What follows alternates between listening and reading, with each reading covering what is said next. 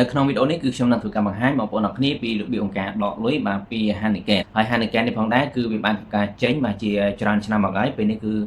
នៅតែអាចធ្វើការដំណើរការនឹងការដកលុយបានធម្មតាអញ្ចឹងបងប្អូនអរគ្នាអាចមើលនៅវីដេអូនេះបានពីរបៀបក្នុងការដកលុយហើយសម្រាប់អ្នកដែលបាន connect បាទ Hanican ជាមួយនឹងចាំតាបាទយើងអាចធ្វើការដកលុយចាប់ពី50 រៀលឡើងទៅបានប៉ុន្តែចាប់ពីឥឡូវនេះគឺរៀងពិបាកបន្តិចបាទទាក់ទងទៅនឹងការភ្ជាប់ connect wallet Hanican ជាមួយនឹងចាំតាគឺវាមានការ update យើងអាចធ្វើការ connect បានសម្រាប់ account ភាគច្រើនគឺអាចធ្វើការ connect បានទេអញ្ចឹងបងប្អូនអរគ្នាអ្នកថ្មីបាទសាកល្បងបង្កើត Hanican ដើម្បីធ្វើការ mining ដោយ free ដោយយើងគ្រាន់តែធ្វើការបើកនៅ internet នៅពេលដែលយើងបើកវាលេងកម្មវិធីផ្សេងៗដូចជា Facebook TikTok អីហ្នឹងនិយាយទៅឲ្យតែមាន internet បាទ Hanican គឺនឹងធ្វើការរកលុយឲ្យយើងអូតូតែម្ដងបាទអញ្ចឹងបងប្អូនអរគ្នាដែលចង់ធ្វើការសាកល្បងលេងជាមួយ Hanican បាទ link ចុះឈ្មោះគឺខ្ញុំបានធ្វើការដាក់ឲ្យបងប្អូនអរគ្នានៅខាងក្រោម description video ហើយក៏វីដេអូរបៀបការបង្កើតគឺខ្ញុំបានធ្វើការដាក់ឲ្យបងប្អូនអរគ្នានៅខាងក្រោម description video ដូចគ្នាហើយមិនត្រឹមតែប៉ុណ្ណោះទេសម្រាប់សមាជិកថ្មីបាទដែលមិនទាន់មានគណនី Hanican ដើម្បីរកលុយអាចធ្វើការចុះឈ្មោះឥឡូវនេះតាមរយៈ referral link របស់ខ្ញុំនឹងទទួលបានទឹកប្រាក់បាទ free ចំនួន$3ផងដែរអញ្ចឹងអ្នកនរគ្នាកុំភ្លេចធ្វើការចុះឈ្មោះជាមួយនឹង referral link របស់ខ្ញុំទាំងអស់គ្នាបញ្ជាក់តើតើអ្នកនរគ្នាធ្វើការចុះឈ្មោះតាមរយៈ link របស់ខ្ញុំទៅទទួលបានបណ្ដឹងចំនួន$3បាទអូខេឥឡូវនេះគឺខ្ញុំចូលទៅធ្វើការបង្ហាញបងប្អូនអរគ្នាពីរបៀបក្នុងការដកលុយពី Hanican ទៅក្នុងចាំតា wallet ទាំងអស់គ្នាបាទអូខេឥឡូវនេះគឺខ្ញុំបានធ្វើការចូលមកកាន់ Hanican នៅលើទូរស័ព្ទដៃរបស់ខ្ញុំហើយសម្រាប់ Hanican នេះគឺយើងអាចធ្វើការបើកនៅលើ computer ក៏បានបាទបើនៅលើទូរស័ព្ទដៃក៏បានយើងអាចសន្សំបានទាំងពីរអញ្ចឹងបើសិនយើងមានទូរស័ព្ទច្រើនយើងអាចធ្វើការសន្សំបន្ទុកជាមួយនឹង Hanican នឹងបានច្រើនផងដែរប៉ុន្តែយើងត្រូវធ្វើការប្រើប្រាស់អ៊ីនធឺណិតផ្សេងគ្នាទើបអាចយើងធ្វើការសន្សំបន្ទុកបានអូខេអញ្ចឹងនេះគឺជាបន្ទុកដែលខ្ញុំបានធ្វើការសន្សំមករៀងយូរដែរឥឡូវនេះគឺខ្ញុំបាន35,617បន្ទុកបាទ17បន្ទុកអញ្ចឹងយើងចង់ដឹងថាចំនួនលុយនឹងប្រមាណអញ្ចឹងអានេះដោយសារខ្ញុំកណ្ដាច់ជាមួយចាំតារួចហើយបាទអញ្ចឹងយើងចុចចូលកន្លែងចាំតា wallet នឹងទៅវានឹង link ចូលទៅក្នុងចាំតា account របស់យើងតែម្ដងបាទអូខេអានេះសម្រាប់អ្នកដែលបានធ្វើការ link រួចហើយប៉ុន្តែបើសិនជាយើងអត់ទាន់បាន link ទេវាអាចចេញជំហានផ្សេងទៀតអញ្ចឹងណាអូខេឥឡូវនេះគឺជាលុយគឺស្មើនឹង31ចាំតាឬក៏ JUMPT ហ្នឹងបាទ JUMPT បាទអញ្ចឹងបើសិនជាយើងគិតជាលុយដុល្លារបាទកន្លែងនេះគឺ$27បាទគឺច្រើនក៏សមដែរយើងគ្រាន់តែធ្វើការបើកអ៊ីនធឺណិតទេគឺយើងនឹងទទួលបានលុយដោយ free តែម្ដងអញ្ចឹងឥឡូវនេះគឺខ្ញុំទទួលបាន$27ជាងអញ្ចឹងដើម្បីយើងធ្វើការដកបានអញ្ចឹងយើងគ្រាន់តែធ្វើការចុចកន្លែង pay out កន្លែងហ្នឹងមក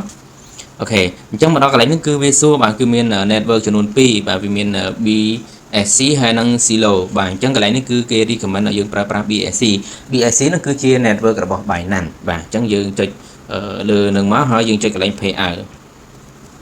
បាទអញ្ចឹងពេលដែលចុច pay out នៅអស់គ្នាមើលកន្លែងនេះបាទកន្លែងនេះគឺធ្លាក់បាត់ហើយគឺនៅសល់0ទេហើយកន្លែងនេះយើងចុច close វាមក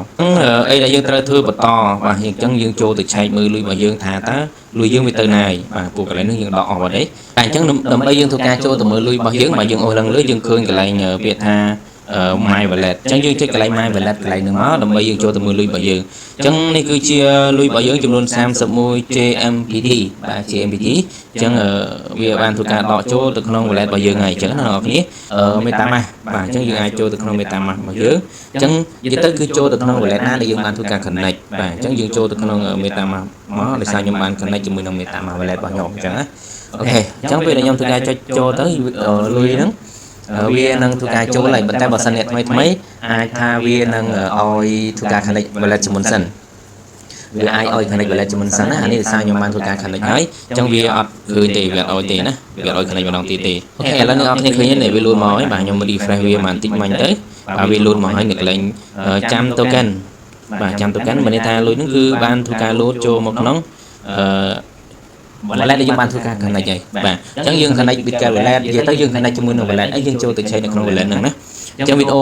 connect wallet ចាំខ្ញុំធ្វើការបង្ហាញនៅពេលក្រោយណាអូខេឥឡូវនេះគឺលុយយើងបានចូលមកហើយអញ្ចឹងយើងត្រូវធ្វើម៉េចដើម្បីឲ្យវាคล้ายទៅជាលុយដុល្លារអញ្ចឹងអត់ប្រហែលទេអ្នកនរគ្នាយើងគ្រាន់តែចុចលើនឹងមកបាទអញ្ចឹងយើងអាចចុចកន្លែង swap នេះបាទយើងចុច swap នឹងមកហើយយើងយកនៅកន្លែងនេះដាក់ JMPT ហ្នឹងអញ្ចឹងយើងចុច max ទាំងអស់មកបាទវាស្មើប្រហែលដុល្លារវានឹង load ឲ្យនឹងនេះបាទបន្តមកទៀតនេះវា load មកដុល្លារកន្លែងខាងក្រោមនេះបន្តមកទៀតយើងគ្រាន់តែចុច swap វាមកបាទ swap ហ្នឹងវាកាត់ server តិចតួចបាទអញ្ចឹងយើងរងចាំវា submit តិចទៅអ្នកនរគ្នាអូខេអញ្ចឹងឥឡូវនេះគឺវាកំពុងតែធ្វើការ pen នេះឥឡូវ confirm អីន័យថាយើង swap ទទួលបានជោគជ័យអីអញ្ចឹងយើងមកធ្វើការ refresh វិញបាទអញ្ចឹងកន្លែងកាក់នេះគឺអស់ហើយណាអញ្ចឹងអស់ហើយវាបាត់ហើយដោយសារវាអស់ចំនួនហើយវាលូតទៅក្រោមវិញបាទអញ្ចឹងវាខ្លាយទៅជាលុយដុល្លារបាទ USDT បើគិតជាលុយវា$27.56បាទឃើញទេអញ្ចឹងអានេះគឺជាលុយដែលខ្ញុំបានធ្វើការរកវាដោយ free បាទ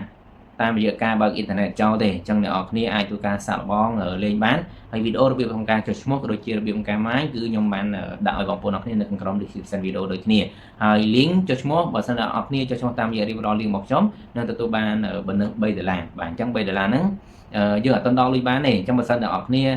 connectជាមួយនឹងចាំតា wallet យើងអាចប្រហែល50សេនយើងអាចដកបានទេតែបើសិនយើងម៉ាញនៅលើ Honeycam បន្តតែម្ដងតោះតែយើងម៉ាញបាន$20យើងអាចធ្វើការដកបានបាទហេឥឡូវនេះគឺខ្ញុំមានតែប៉ុណ្្នឹងឯងបើសិនបងប្អូនអ្នកគ្នាមានឆ្ងល់កន្លែងណាអាចចង់ចូលនៅក្នុងក្រុម Telegram របស់ខ្ញុំនឹងខ្ញុំបានធ្វើការដាក់ឲ្យបងប្អូនអ្នកគ្នានៅក្នុងក្រុម description វីដេអូអញ្ចឹងអាចចង់ចូលបានដើម្បីទទួលបានការអាប់ដេតនៅព័ត៌មានផ្សេងៗបន្ថែមទៀតអរគុណវីដេអូនេះគឺខ្ញុំមានតែប៉ុណ្្នឹងឯងបាទជួបគ្នានៅវីដេអូក្រោយបន្តទៀតបាទបាយបាយ